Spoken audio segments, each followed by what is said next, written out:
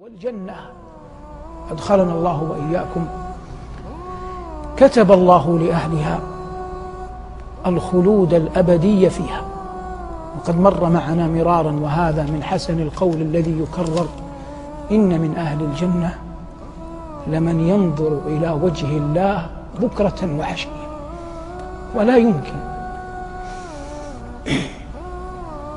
أن تكون هناك عطية أرفع من أن يصل العبد بإيمانه وأعماله التي هي من رحمة الله إلى مقام يخلد فيه في الجنة ويمتع برؤية وجه الله بكرة وعشية.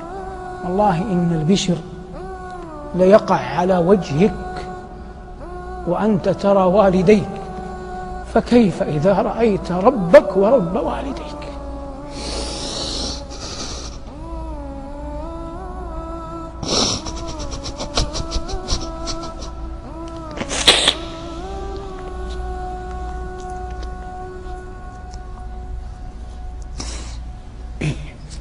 كلما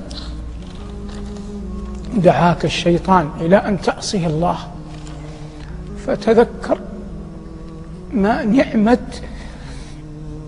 أن يجعلك الله ممن يمتع برؤيته، فإنك إذا تذكرت جلال الله وعظمته وجماله وكماله اشتاق قلبك إلى هذه النعمة. وهذا والله أعظم، إذا وقر في القلب، أعظم ما يحجم بالعبد عن المعاصي. قال الله عن أهل معصيته يبين نكاله لهم، قال: كلا إنهم عن ربهم يومئذ لمحجوبون، يمنعون يحجبون من رؤية وجه الله. فدل على أن أعظم النعيم رؤية وجه الله الكريم جل جلاله.